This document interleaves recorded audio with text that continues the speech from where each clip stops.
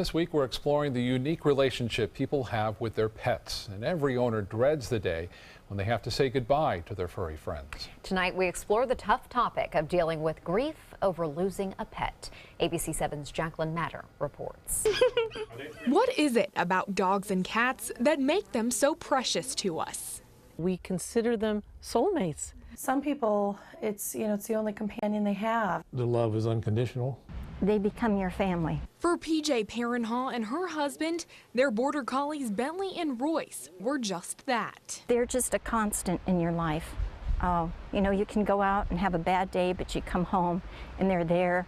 The Haws, like many pet owners, included their dogs in daily activities, sharing life's ups, downs, joys, and sorrows. They were with us 24/7. I'm so grateful for those 10 years. Most of the time I was able to spend the time with them. We just had such wonderful memories. Wonderful memories that for now are clouded with Bentley's passing in January. We started seeing the decline where it was just a couple of days and we knew that was it. In those matter of days, the Haws say making their pet comfortable was their main priority. You really have to start mentally making that decision, what you're going to do to help him. So even though it's like the hardest decision, we decided to do it at home. It's something that every pet owner might want to start planning for now, just in case. If you have an older pet or if you have a sick pet, it's important to talk with your veterinarian about what to look for at home, of signs that the pet may be nearing its end of life. If something happens as an emergency, or if your pet passes away at night or during the weekend, you want to make sure to find out where the nearest veterinary emergency clinic would be. The Haws say they opted for putting Bentley to sleep in the very house he called home.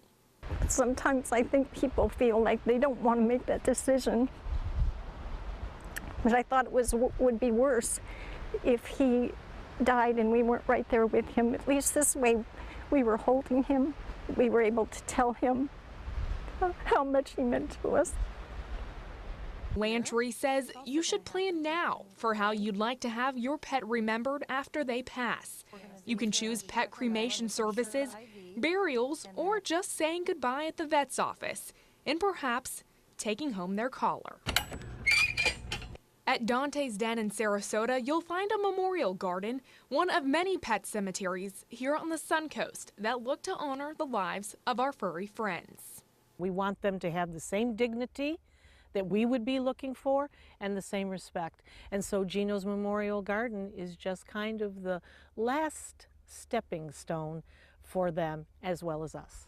Here, you'll notice a rainbow bridge scattered with fading paw prints, signifying the transition from life to death. Though some may suggest the death of a dog or cat is not as significant, the grieving process is just as real and painful. The denial process, they go through the anger process, they go through the guilt process. Our role is to help them normalize their reaction to it. And part of that process is the life leading up to your pet's passing and remembering the times well spent. It's important to take pictures and do things that, you can keep your pet's memory, when they're gone. Memories that millions of Americans are fortunate enough to share. As many of us who have ever loved an animal know, your pet is never just a pet. Someday I'll be at the point where I can just celebrate Bentley's life, but I'm not there yet. They'll always think there's something I could have done. There's something I should have done. But you can just do what you can with what you've got. In Sarasota, Jacqueline Matter, ABC 7, your Suncoast News. There are many support groups and grief counselors on the Suncoast that can help with the loss of a pet. For a full list of those resources, head over to our website, mysuncoast.com.